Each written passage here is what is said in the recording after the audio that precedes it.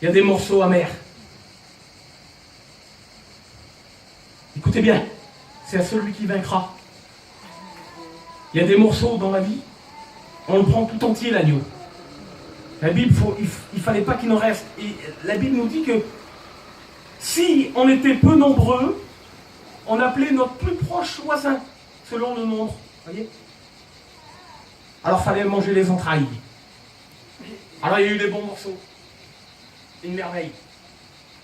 Et puis arrivé où les morceaux étaient moins fameux là.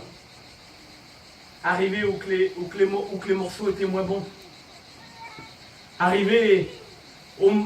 Je ne sais pas moi, mais l'autre fois, on mange quelque chose des fois, puis lorsque c'est pas bon, qu'est-ce qu'on dit? Ah, c'est pas bon, c'est un goût de fiel. C'est pas bon. Berk, c'est pas bon. Ouais. Eh bien, j'aimerais vous dire que dans la vie, parfois, il n'y a pas toujours des bons morceaux. Et ce qui pourrait nous empêcher de louper le rendez-vous, c'est que dans notre vie, parfois, on passe des situations qu'on n'a pas toujours choisies. On mange des morceaux qu'on n'a pas toujours choisis. On passe par des circonstances qu'on n'a pas toujours choisies. Mais néanmoins, la Bible me dit qu'il faut que je le mange entier et qu'il faut que je sois prêt à partir, à démarrer, à sortir. La délivrance est proche. Et j'aimerais vous dire que le Seigneur Jésus nous a promis: je m'en vais te préparer une place, Ruben.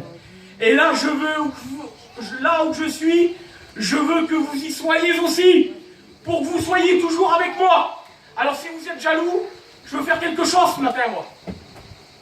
Je vais prendre ma compagne par la main, je vais prendre mes enfants, et je vais là, et je vais attendre, et je vais préparer mon foyer, afin que Dieu me trouve là, dans une bonne circonstance. Qu'est-ce que m'enseigne la Bible ce matin?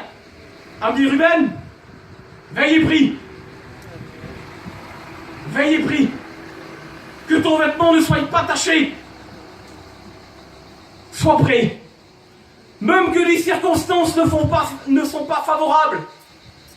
Lorsque je passe dans des passages que je n'ai pas choisis, lorsque je n'ai pas des bons moments dans ma vie, alors je dois être prêt. Ceinture au rein, sandales et le bâton à la main. Amen. Et puis la Bible me dit, je vais finir. Il y aurait d'autres choses à dire, mais je pense que c'est bon. La Bible me dit dans la parole de Dieu, et ça c'est la promesse de chaque chrétien, chaque chrétienne, la Bible me dit qu'il y a un signal donné à la voix d'un archange, au son de la trompette de Dieu. Les morts en Christ ressusciteront. Amen. Amen. Je le reprends. Un signal donné à la voix d'un archange et au son de la trompette de Dieu, les morts en Christ ressusciteront. Amen. Vous voyez qu'on est endormi quand même. Que Dieu nous réveille. Il fait chaud, c'est vrai. Il fait chaud.